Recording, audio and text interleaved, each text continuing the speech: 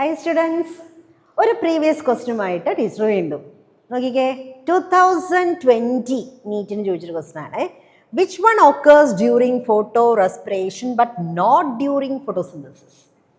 കുറച്ചൊരു ചെറിയൊരു ലെവലിലൊരു ആപ്ലിക്കേഷൻ ആണെന്ന് വേണേൽ പറയാം. കാര്യം ഫോട്ടോ റെസ്പിറേഷൻ നമ്മൾ അങ്ങനെ വളരെ ഡീറ്റെയിൽ ആയിട്ട് NCERT-യിൽ ഒത്തിരി ഡീറ്റെയിൽ ആയിട്ടൊന്നും പഠിക്കുന്നില്ല. ജസ്റ്റ് ഫോട്ടോ റെസ്പിറേഷൻ എന്താണ്, അതൊരു വേസ്റ്റ് പ്രോസസ്സാണ് C3 പ്ലാന്റ്സിന് എന്നൊക്കെയുള്ളതാണ് നമ്മൾ പറയുന്നുള്ളൂ. അത്രേ പറയുന്നുള്ളൂ, അല്ല വേറെ കാര്യങ്ങളൊന്നുമില്ല. അപ്പോൾ ശരിക്കും നമ്മൾ കണ്ടുപിടിക്കേണ്ടത് ഫോട്ടോ റെസ്പിറേഷനും ഫോട്ടോസിന്തസിസും തമ്മിലുള്ളൊരു വ്യത്യാസമാണ്, അല്ലേ?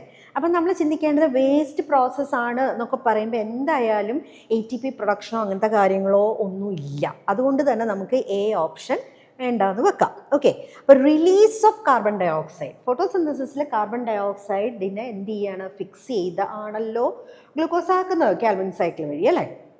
It's a carbon dioxide fixation. അപ്പോൾ കാർബൺ ഡൈ ഓക്സൈഡിനെ യൂസ് ചെയ്യുക ചെയ്യുന്നത്, റിലീസ് ചെയ്യുകയല്ല ചെയ്യുന്നത്. പക്ഷേ ഫോട്ടോ റെസ്പിറേഷനിൽ RUBPയുടെ ഓക്സിജനേഷനാണ് നടക്കുന്നത്, RUBPയുടെ കാർബോക്സിലേഷൻ അല്ല നടക്കുന്നത്. അതുകൊണ്ട് തന്നെ നമുക്ക് C ഓപ്ഷനും നമുക്ക് ഒഴിവാക്കാം. ഓക്സിജനേഷനാണ് നടക്കുന്നത്. അപ്പോൾ കാർബൺ ഡൈ ഓക്സൈഡ് എടുക്കുന്നില്ല, അല്ലേ? അപ്പോൾ RUBP ഓക്സിജനേറ്റഡ് ആയിട്ടൊരു വലിയ സൈക്കിളാണ് ഫോട്ടോ റെസ്പിറേഷൻ എന്ന് പറയുന്നത്. അപ്പോൾ അതിൽ ATP ഉണ്ടാകുന്നുമില്ല, എന്നാൽ പ്ലാന്റ് ബോഡിയിൽ ഓൾറെഡി ഫിക്സ് ചെയ്ത് വെച്ചിരിക്കുന്ന കാർബണെ ഓക്സിഡൈസ് ചെയ്ത് കാർബൺ ഡൈ ഓക്സൈഡ് ആക്കി റിലീസ് ചെയ്യുകയാണ് ചെയ്യുന്നത്. അതുകൊണ്ടാണ് റെസ്പിറേഷൻ എന്നൊരു വേർഡ് തന്നെ അവിടെ വരുന്നത്.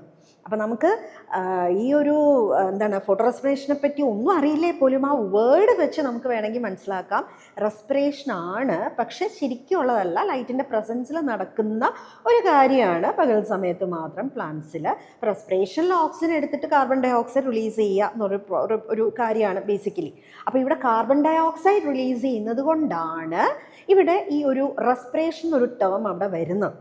അപ്പോൾ ഫോട്ടോ റെസ്പിറേഷനെ പറ്റി ഒന്നും അറിയാത്തൊരു കുട്ടിക്ക് പോലും വേണമെങ്കിൽ അങ്ങനെ ചിന്തിച്ച് കഴിഞ്ഞാൽ release of carbon dioxide ആൻസറായിട്ട് മാർക്ക് ചെയ്യാവുന്നതാണ്, അല്ലേ? അപ്പോൾ answer release of carbon dioxide, photolysis of water ഒക്കെ നടക്കുക എന്ന് വെച്ച് കഴിഞ്ഞാൽ ഫോട്ടോസിന്തസിസിലേ ഉള്ളൂ. ഫോട്ടോ റെസ്പിറേഷൻ അങ്ങനത്തെ കാര്യങ്ങളൊന്നും ഇല്ല.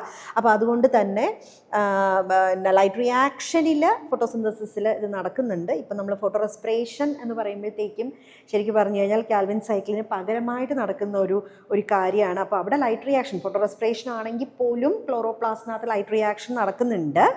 പക്ഷേ കാൽവിൻ സൈക്കിൾ നടക്കാത്തത് കൊണ്ട് തന്നെ ഇടയ്ക്ക് ആർക്ക് ബ്രേക്ക് ചെയ്യേണ്ടി വരും, ലൈറ്റ് റിയാക്ഷനും ബ്രേക്ക് ചെയ്യേണ്ടതായിട്ട് വരും, അല്ലേ? അപ്പോൾ ഞാൻ കൂടുതൽ തിയറിയിലോട്ട് കടക്കുന്നില്ല. നമുക്ക് ഫോട്ടോ റെസ്പിറേഷൻ എന്താണെന്ന് അറിയില്ലേ പോലും ആൻസറിലേക്ക് എത്താൻ പറ്റുന്ന ഒരു ടിപ്പാണ് ഞാൻ ടീച്ചർ പറഞ്ഞു തന്നത്, കേട്ടോ. Answer is release of carbon dye oxide.